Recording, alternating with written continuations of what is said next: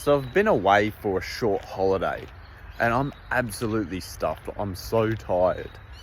And in the past, I would never get something like this done the next day or even the next following day, because I always thought that I would never do the task good enough, or I could never push myself to be able to do the task because I was so tired. So today, I'm going to be talking about autism and task switching and how you can better switch between tasks and switch between things so that you can get more stuff done.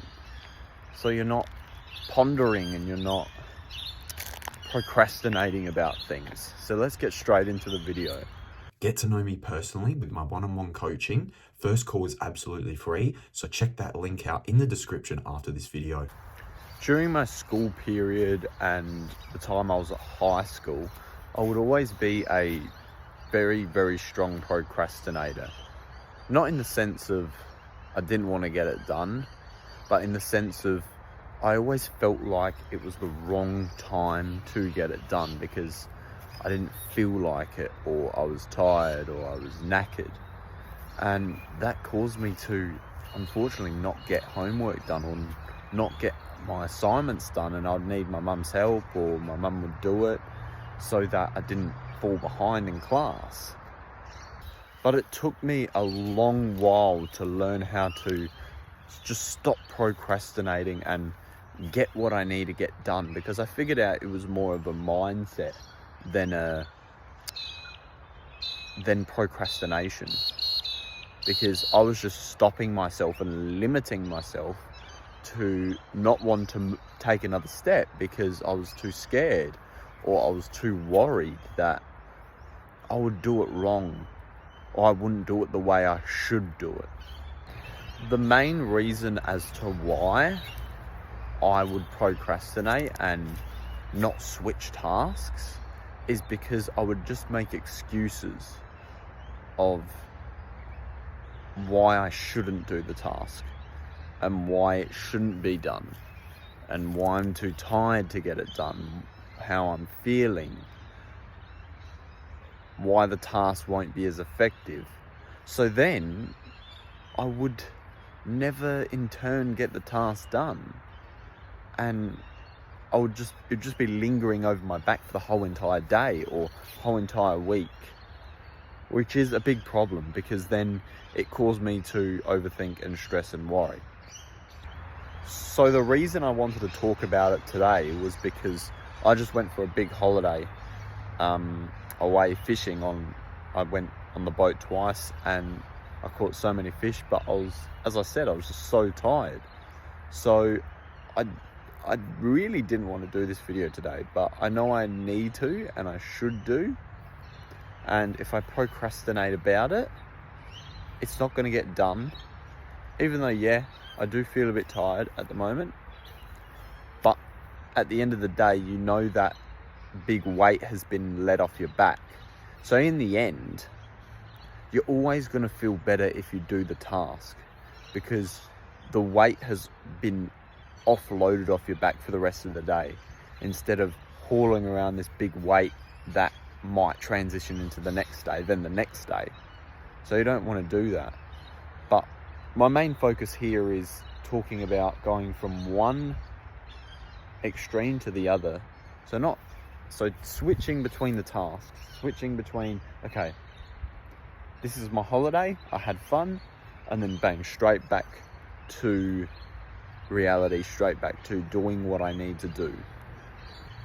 And this is where one of my points of momentum, when I've talked about momentum in the past and how to keep your momentum and keep yourself going. And I made sure I actually kept a little bit of momentum during my time away. So I actually rang my stuff that I needed to work on. So I actually worked on some of my business while I was over there, and that helped me so much. Like in the end, it actually helped me with that momentum. It gave me just a little bit of momentum to keep going, so that when I come back, I'm already in the mindset of it. And that's the key. You need to keep in the mindset of what you want to complete or you want to succeed at. And that's what I did. That's what I found helped me, because I kept the ball going. The ball hasn't stopped now, and now I can just keep it flowing, even though it went a bit slower. But I didn't stop the ball entirely and restart the ball. So after I realized why I would struggle with switching between tasks, especially when I was tired, I ended up learning how to resolve the problem and just use it to my advantage, because you don't want to let stuff just stay on your back. You don't want to just let stuff linger on you forever. Yeah, it was difficult and it was hard and it took a long time to learn how to get out of it. But I finally got there, and I'm trying to teach you guys and learn a way to teach you guys to do the same thing that I did without it being exactly the same, because obviously everyone's different and everyone can do things differently.